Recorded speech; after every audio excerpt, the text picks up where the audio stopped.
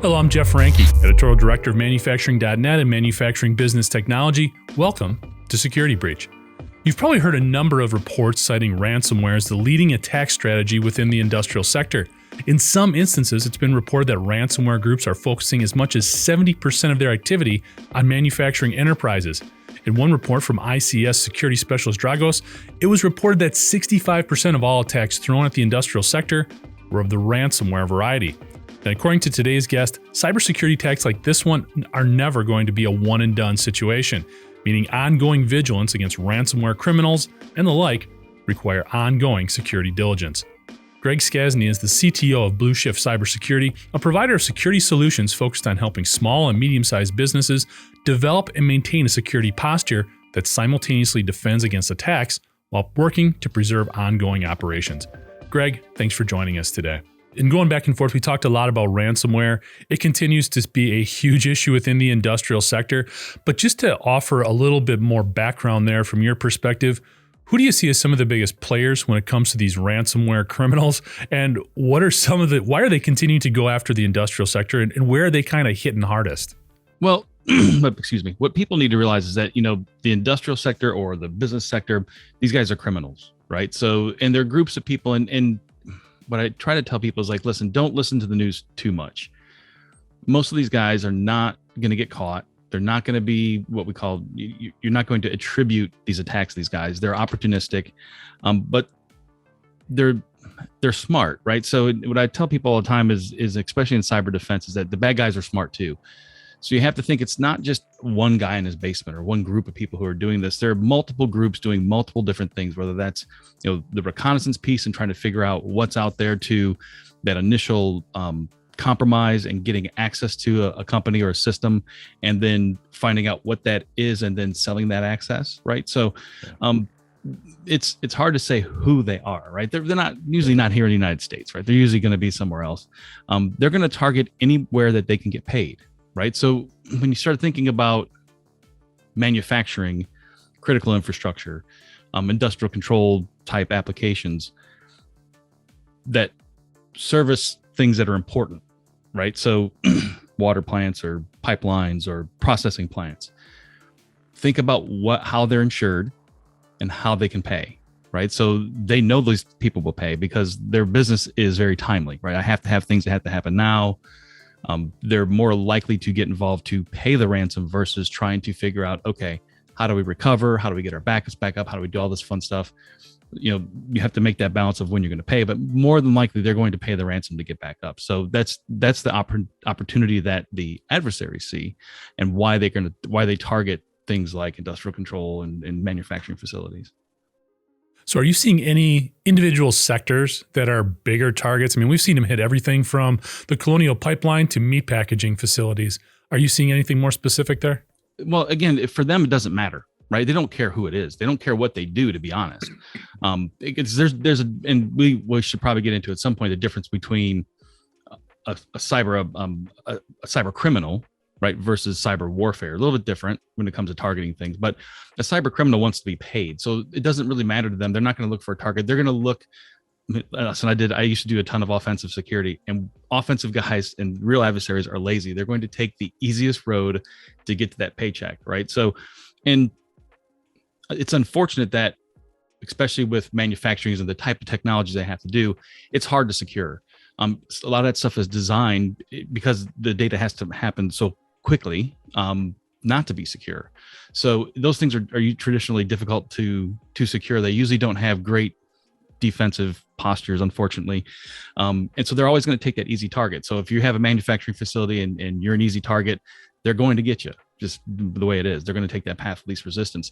So you're not going to, I don't think you're really going to see people focusing on, hey, we're going to go after, again, from a cyber criminal perspective, you're not going to see them go to after hey, we're going to specifically go after power plants, or we're going to specifically go after a meat packing plant or a pipeline or whatever the case may be. You'd probably see that more on the warfare side, right? The cyber criminal side is, okay, we're going to go after whoever we can to get paid. And if they happen to be in that sector, fine. Right. And that's what they'll do. Their goal is to get paid. Sure. And I mean, the two biggest highest profile cases of ransomware that we've seen in the last year or so, Colonial Pipeline and JBS, the big big meat processor. Both cases, they paid a significant amount. From your perspective, what are some of the different things to look at when determining, number one, if you're going to pay, and number one, how to sort of go through and facilitate that process? So I will never give advice on how to facilitate a process because I actually think it's illegal. I don't think you should ever pay, right? But that's me talking, and that's very altruistic of me to be able to say that. But it's really baloney, right? I'm not in a position to say that. What a business has to come out to is say, okay, what's and it's a business decision. It's really not a technology decision. It's do we pay because we need to get our business back? Do we have any way to recover? What's the cost of that recovery? And then what's the cost to pay the ransom? That's 100% business decision. Now, I can tell you that every person who pays is absolutely making it worse for the next guy, right? Because the more people that pay, the more you're going to proliferate the problem. I don't believe in facilitating ransomware payments and things like that. And my company does not do that. But I do understand that sometimes you don't have a choice, especially, if you're a smaller processor, even smaller businesses, your choice could be either I pay the ransom or I go out of business. That's not really a choice, right? You have to do that. And I understand that. But the biggest thing that's really kind of happened, and you'll see this in premiums now coming up, is the bad guys got smart. They go, well, we're going to up our 5 years ago, 6 years ago, you didn't hear about ransoms in the millions of dollars or the hundreds of thousands of dollars. Ransoms were $5,000, $1,000, something that was easily payable and just move on to the next. Well, these guys got smart and they know that, whoa, these guys have insurance policies and these insurance policies will pay. So now, we're going to hit you for $1 million, $2 million. I mean, CNA is not an industrial system, but they're an insurance company. They paid $40 million to get access to their systems back. That's a lot of money. And these guys are going to go where the money is. So they know that, again, if you can crippling a small business that does something non-critical, and I don't mean that in a bad way, but, crippling a mom and pop versus crippling a pipeline or crippling a water plant, very, very different. And in how quick you need to react and how quickly you need to get things back up. I think that just helps facilitate them targeting those types of systems because they know that they have to act fast, and that usually means they're going to pay. Very good. So we've talked about the bad guys a lot. Let's talk about some of the good guys a little bit here, Greg. What can you tell us about Blueshift Cybersecurity and some of the work that you guys do? We call a SOC as a service, so Security Operations Center as a service. We put in a platform that collects data, and we collect data from anything we can. And that means whether we can collect network data, we collect data from cloud systems, we collect data from agents and all kinds of stuff. And then we write out detection algorithms to look for things very early on in the cyber kill chain. One of the things that happens with cyber attacks, and again, whether it's in a control system environment or a business environment, is that these adversaries have two paths they can kind of go down. They can go really, really fast, so they can get in and try to do things fast, but fast is noisy, and noisy is very detectable. So a lot of times they'll spend a lot of time in that system trying to figure out what it is and all that kind of stuff. But they do what we call low and slow, and that average time, according to IBM, is about 287 days between the initial compromise until you detect that compromise. It's a very long time, and so that time is called dwell time. And we use that to our advantage, right? So we know they're going to be in there. We know that they're going to get past your protective or your preventative technologies, right? So let's, like I say, let's address the elephant in the room, right? Every data breach you've ever read about in the news or heard about or read about in a blog or on a podcast, every one of those, the adversaries has either bypassed or got around your preventative technologies, your firewalls, your antiviruses, right? We have to do something better. We have to, again, you need those things. You should have those things. But if you're not looking, if you don't have eyes on monitoring and watching for anomalies in your systems, then bad things are going to happen. And that's what we provide. We provide that at a very affordable cost. It's enterprise security for anybody. And that's what we're striving to bring to market. Interesting. Greg, another area that you guys focus on is the CMMC 2.0 compliance. For those who are not familiar, maybe you could talk a little bit about what that is and how it can maybe help the industrial sector a bit. Yeah, so CMMC stands for the Cybersecurity Maturity Model Certification, and it's on version 2.0. This was a standard that was put in place in the prior administration, and it was meant to be an audited standard, right? And so we went through a couple different things, but I actually thought that was a really good idea. So, and this is for industrial contractors, so what we call the DIBs, the Defense Industrial Base. So the government would come out with a contract, they would give it to a prime or whoever they're going to give it to and say, hey, listen, this contract, you must be CMMC level 2, let's just say. And then every sub would have to also attest that they were CMMC level 2. But it was an audited certification. So that means it's like you can't just you take the checklist and go, oh yeah, we're doing incident response. Yeah, we do that, sure. And yeah, we got that too. Which a lot of people did, which is why we were getting owned so much, right? So and I would say we, us as a defense country. So I thought it was a really good idea to come up with this audited standard. Now the problem is it's complex. And what I mean by that is it's really not, the controls are really good. They're based off of NIST 800 171. But when you talk about people who are in the food service business that do things, right, they may have to have they don't know what an incident response plan is. They don't know how to, have a SIM or any of those kind of things. So they kind of pulled back on that at first and said, okay, we're going to make it testable, which I thought was a bad idea. And then if you're another level, they're going to make you audit it. But the last meeting I sat in on was, they call that bifurcation. They got rid of that. It's still going to be an auditable. You have to have an audit to become compliant with CMMC. So I think it's good.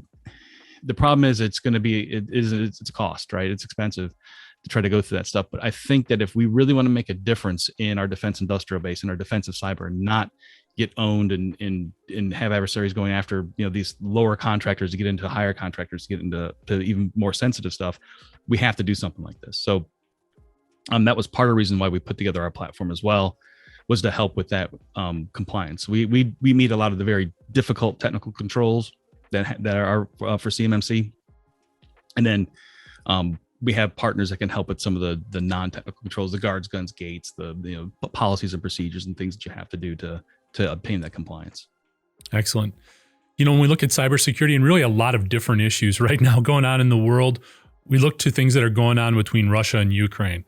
From a cybersecurity perspective, there's been a lot that's come out in terms of this being part of the tactics on both sides in kind of trying to make things as difficult as possible for the other.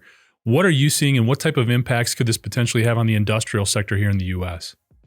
So if you really want to see what a real cyber warfare adversary can do, you can just look to the Ukraine a few years ago. 6 years ago, there was an attack on their power grid, right? And from a purely academic standpoint, it's a beautiful thing to look at, right? It's terrible what happened, but to study that and to understand what a real nation state would do in the event of a cyber attack, it's good study material.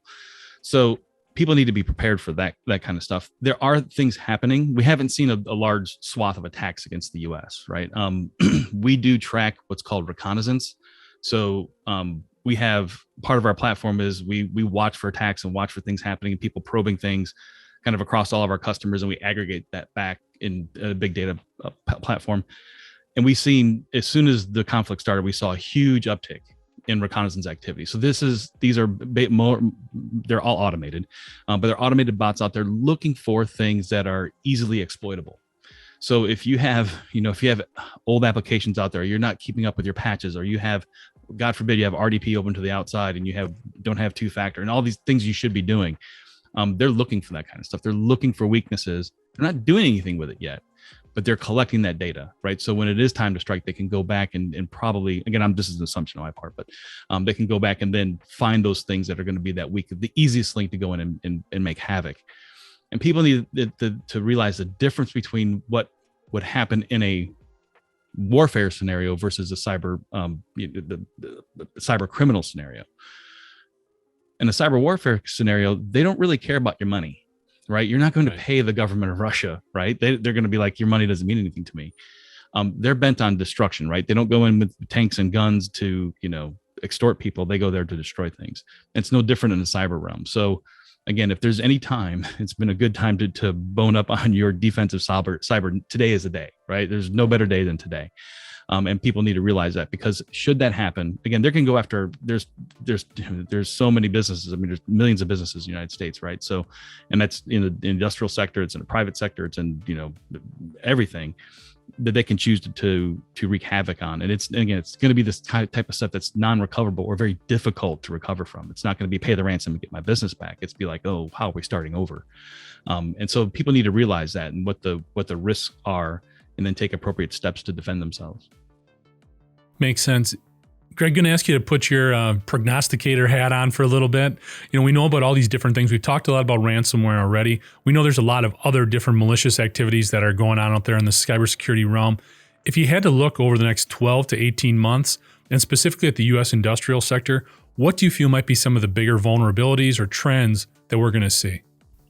That's always hard to say, right? Look in the cyber, crystal ball and say what's going to happen. You never know, right? And that's part of the allure of being in cyber is the ingenuity that threat actors use, right? And there's some really, really bright threat actors out there. They do some things that are just absolutely incredible.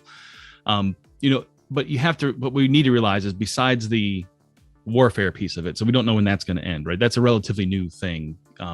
It's always been out there, but it's not been as prolific as it is now when we see all this kind of recon activity. But what people need to realize is that most threat actors going after even the industrial sector are financially motivated, right? So ransomware is going to stay around for a while. That's not going to go anywhere. As long as there's cryptocurrency and ways to get paid, they're going to be there doing that kind of stuff. But it's not going to be just ransomware, right? So we've been saying for years that, hey, just because they just ransom your data doesn't mean they're not going to steal it, right? So they're going to steal data, and they're doing that now. They blackmail you they're going to post your industrial secrets or your trade secrets on Pastebin and all that kind of stuff.